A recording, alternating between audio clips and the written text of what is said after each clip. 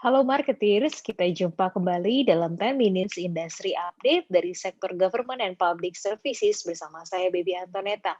Hari ini saya akan memaparkan 5 update terkait dengan sektor pemerintahan yang terjadi selama sepekan terakhir. Kita langsung saja masuk update yang pertama. Kominfo rancang Institut Digital National University untuk Indonesia. IDNU merupakan program yang bertujuan untuk mendidik talenta digital Indonesia pada jenjang yang lebih tinggi. IDNU merupakan inisiatif Kementerian Kominfo yang akan melakukan pengembangan atau rebranding Sekolah Tinggi Multimedia Yogyakarta dan akan dibuka pada tahun 2022. Nantinya IDNU akan dibuka di beberapa kota lainnya, antara lain Jakarta, Medan, Bandung, Surabaya, Banjarmasin, Makassar, dan Manado. IDNU akan memiliki 4 sekolah yang dipimpin 4 dekan, yaitu Sekolah Komunikasi Digital, Sekolah Bisnis dan Platform Digital, Sekolah Pasca Sarjana Kominfo, dan Sekolah Kebijakan dan Regulasi Digital. IDNU nantinya akan memiliki tenaga pendidik sebanyak 70% dari kalangan praktisi atau ahli dan 30% dari kalangan akademisi. Format pendidikannya akan membatasi jenjang kurikulum dari tingkat dasar, menengah, dan lanjutan. IDNU juga tidak membatasi usia peserta didik, namun sebagai syarat masuknya adalah mengikuti tes yang terstandarisasi.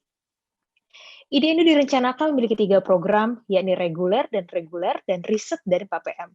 Untuk reguler meliputi program sarjana dan atau sarjana terapan, dan program sarjana terapan. Untuk program non-reguler, ada program sarjana terapan, pasca sarjana terapan, dan program sertifikat. Sedangkan program riset dan PPM meliputi riset terapan di bidang transformasi digital dan pengabdian pada masyarakat. Diharapkan IDNU dapat menjadi pusat riset unggulan terkait dengan bidang digital. IDNU akan menjadi institusi pendidikan pertama di Indonesia yang fokus pada kecakapan digital. Tujuan program ini adalah untuk akselerasi pertumbuhan talenta digital agar dapat memenuhi kebutuhan sumber daya terampil bidang teknologi di Indonesia. Selain itu, program ini juga mendukung rencana kerja pemerintah tahun 2022, yakni pemulihan ekonomi dan reformasi struktural untuk memacu transformasi ekonomi Indonesia untuk bangkit dari masa pandemi. Kita masuk update yang kedua, masih dari Kominfo. Kominfo percepat 26.000 UMKM aktif berjualan di e-commerce.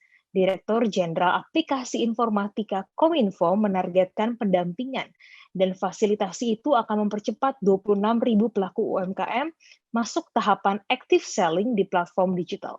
Pendampingan dan fasilitasi terhadap pelaku UMKM akan dilakukan oleh 90 orang fasilitator yang berlokasi di 10 destinasi kawasan pariwisata prioritas secara rinci mencakup Danau Toba, Tanjung Kelayang, Kepulauan Seribu, Borobudur, Bromo Tengger Semeru, Tanjung Lesung, Mandalika, Labuan Bajo, Wakatobi, Morotai, serta 2 provinsi di Jawa, yaitu Jawa Barat dan Yogyakarta. Materi pelatihan yang diberikan sesuai dengan kebutuhan active selling, yaitu pelaku UMKM yang aktif melakukan upload foto dan deskripsi produk, berinteraksi dengan pelanggan, hingga melakukan transaksi penjualan. Dalam pelaksanaan kegiatan itu terdapat 5 modul pelatihan antara lain media sosial, platform e-commerce, financial technology, point of sales, dan industri 4.0. Periode pelatihan tersebut dimulai dari Juli hingga Desember 2021. Kominfo memberikan toolkit berupa pulsa gratis dan akses internet, online training, dan aplikasi agregator gratis, sehingga memudahkan pelaku usaha mengakses materi pembelajaran maupun mempraktekkan secara langsung penjualan online di berbagai marketplace.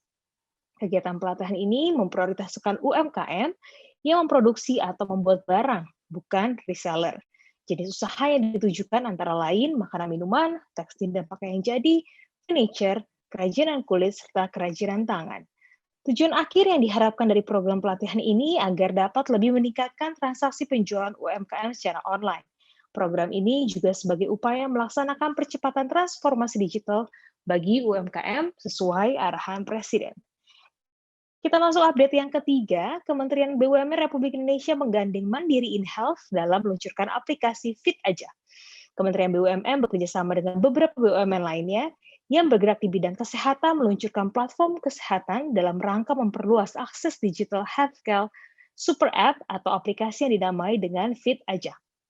BUMN yang terlibat antara lain Mandiri InHealth, Mandiri Capital Indonesia, Telekomunikasi Indonesia, Bio Farma, BRI Life, BNI Life, Aksa Mandiri Financial Services, serta Pertamina Bina Medica IHC.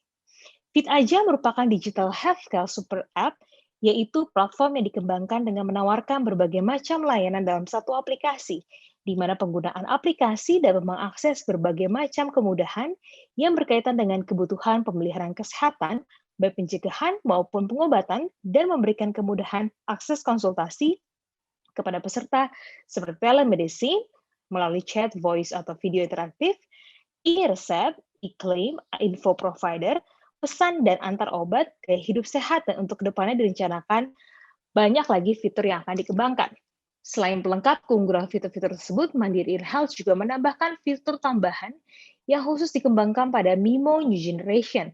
Contohnya adalah MI Doctor yang bertujuan untuk memudahkan pengguna aplikasi dalam menggunakan layanan konsultasi medis secara virtual. Dengan diluncurkannya aplikasi ini diharapkan dapat mempermudah masyarakat dalam menghadapi masa new normal pasca pandemi COVID-19. Seiring dengan kondisi masyarakat yang saat ini mayoritas familiar dengan smartphone dan teknologi internet, diharapkan adanya aplikasi ini dapat memberikan semangat untuk meningkatkan layanan kesehatan tanpa perlu khawatir terhadap resiko penularan COVID-19.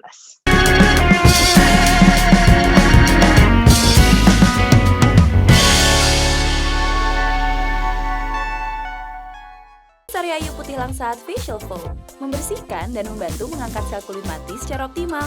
Sari Ayu Marta Tilaar. Sari Ayu Putih Langsat Facial Foam membersihkan dan membantu mengangkat sel kulit mati secara optimal. Sari Ayu Marta Tilaar.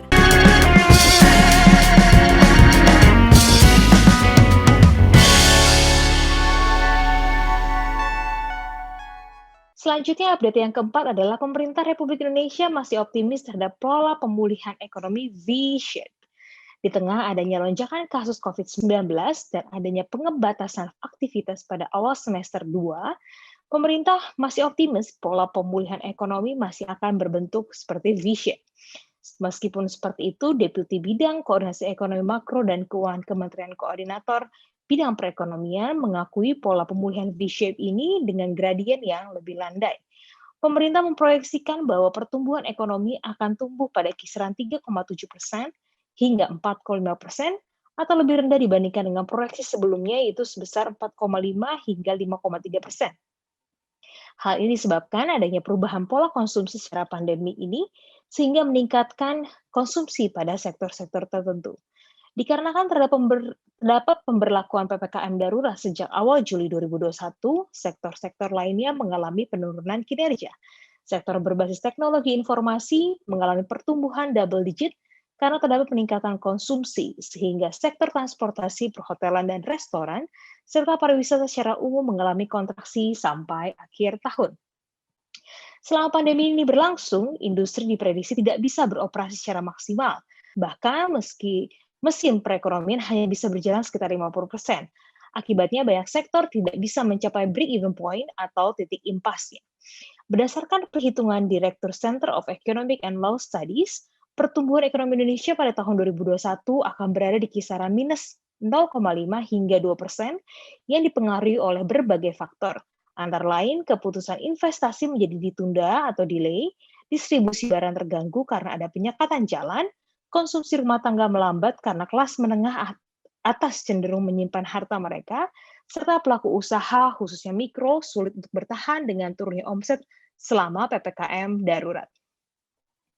Kita masuk ke update yang terakhir dari Kementerian Investasi yang optimis raih target 900 triliun di 2021. Kementerian Investasi atau BKPM Republik Indonesia optimis mencapai target investasi sebesar 900 triliun rupiah itu untuk dapat terrealisasi. Saat ini Indonesia masih menjadi incaran investasi sejumlah perusahaan global seperti contohnya LG, CATL, Hyundai, Nestle, hingga Microsoft dan Tesla yang juga mempunyai ketertarikan untuk masuk ke Indonesia. Selain itu, Kementerian Investasi saat ini sedang menyelesaikan peta peluang investasi yang akan digunakan untuk menarik dana investor di tahun depan. Peta peluang investasi tersebut berisi 25 proyek prioritas yang tersebar di 20 provinsi berdasarkan susunan proyek strategis nasional dan Major Project Badan Perencanaan Pembangunan Nasional atau Bappenas. Adapun peta peluang investasi yang menghabiskan dana 80 miliar rupiah ini tersebut secara garis besar tersebar ke 6 sektor pariwisata dan 19 proyek pengembangan kawasan industri yang terintegrasi dengan kawasan dan infrastruktur penunjang kawasan. Misalnya, kawasan ekonomi khusus Tanjung Lesung, Banten, DPP Morotai, Maluku Utara, DPP Danau Toba, Sumatera Utara, kawasan industri Pesawaran, Lampung, kawasan industri Kemingking, Jambi, kawasan industri Kuala Tanjung, Sumatera Utara, hingga industri pengolahan hasil perkebunan kopi, kakao, dan kelapa di Sulawesi Barat. Sepanjang tahun 2020, realisasi investasi penanaman modal dalam negeri adalah sebesar 413,5 triliun, sedangkan penanaman modal asing sebesar 412,8 triliun. Perolehan pada tahun 2020 merupakan penyerapan hingga 1.156.361 tenaga kerja Indonesia dengan total 153.000 lebih proyek investasi. Adapun investasi PMA sebesar 50,8% dari capaian realisasi triwulan 1 2021. Selanjutnya, dalam pencapaian target investasi 2021 sebesar 900 triliun, pihak Kementerian Investasi selalu optimis, baik dalam merencanakan maupun dalam merealisasikan apa yang sudah ditargetkan oleh pemerintah. Marketis, demikian tadi 5 update dari sektor government and public services. Jangan lupa like, comment, dan subscribe kanal Marketis di YouTube. Saya Bibi Antoneta beserta tim yang bertugas undur diri. Stay safe and stay healthy.